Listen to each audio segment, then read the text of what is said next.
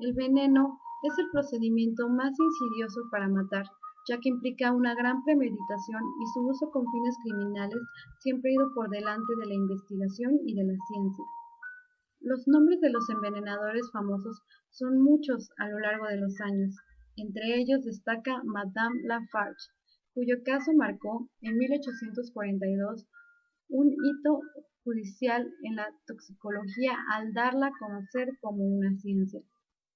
Mary Lafarge era una mujer nacida en una familia acomodada de París, que se casó con un hombre de Toul, un pueblo del centro de Francia. Cuando llegó a Toul no encontró lo que esperaba. El ambiente social y la familia le eran hostiles y la relación con su marido se deterioró en poco tiempo.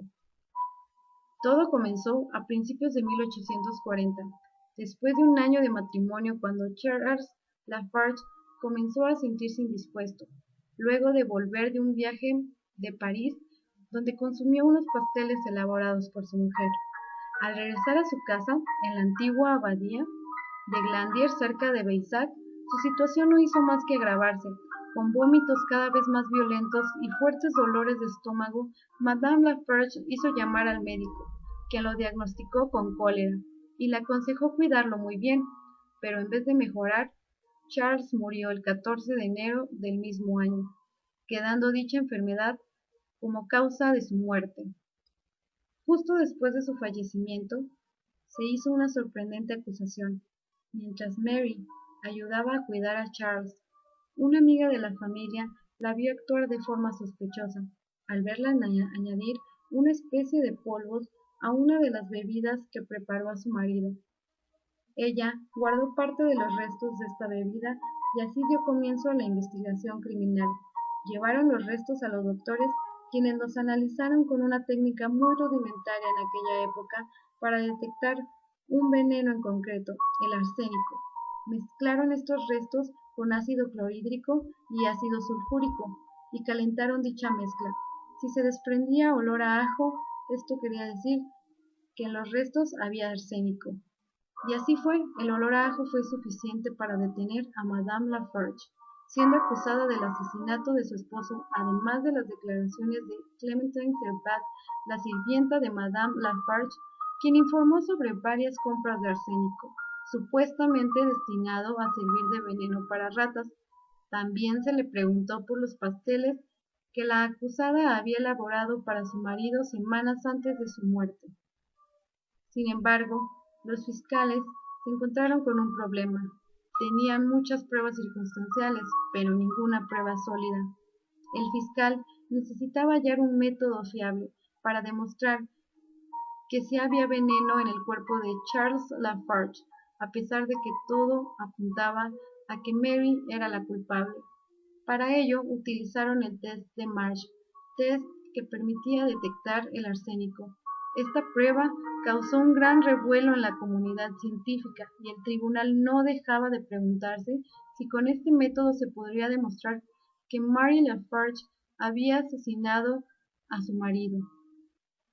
Sin duda, este fue un caso de gran relevancia, ya que fue la primera vez que se lograron dos objetivos: detectar el veneno en el cuerpo de la víctima y determinar qué cantidad había sido administrada para matar a una persona. Dos químicos instalaron el laboratorio en la sala del tribunal en Toul, puesto que para tener credibilidad debía realizarse a la vista de todos. Nunca antes se había hecho una prueba de envenenamiento ante un tribunal. Los químicos tenían un trozo de estómago del fallecido extraído durante su autopsia. Si había ingerido arsénico, la pared de su estómago lo demostraría.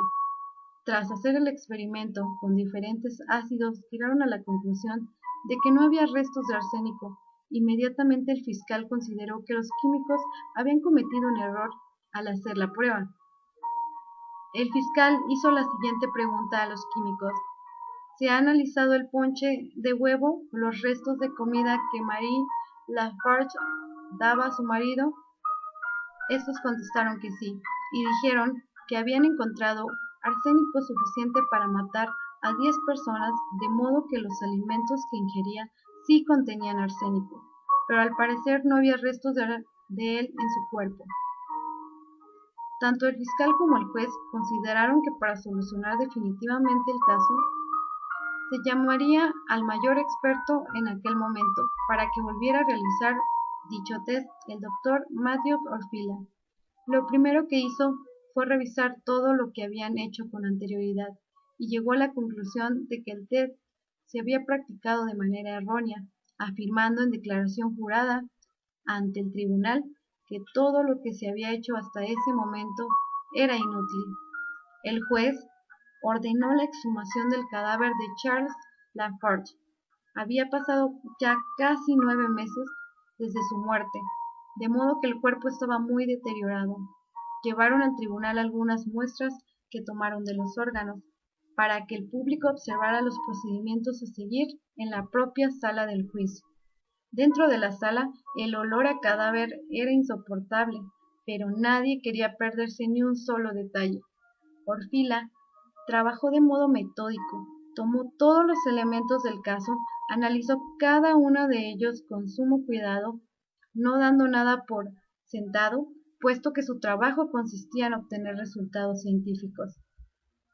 La primera vez que se aplicó el test de March, los químicos solo analizaron una parte del estómago. Sin embargo, Orfila se preguntó si quizás el arsénico no estaría repartido en diversas partes del cuerpo, hígado, intestinos o cerebro. Fue analizando metódicamente todo el cuerpo, poco a poco, hasta que fue deduciendo dónde podía estar el veneno. Después de varias horas trabajando a la vista de todos, anunció que había encontrado arsénico metálico en todos los órganos de Lafarge, hasta en el cerebro, donde se había encontrado grandes cantidades, así como en todo el sistema digestivo. El veneno había sido ingerido, y con esta prueba, Madame Lafarge fue declarada culpable y por primera vez en la historia se había condenado a alguien gracias a la toxicología forense, al demostrar que esta mujer había envenenado a su marido.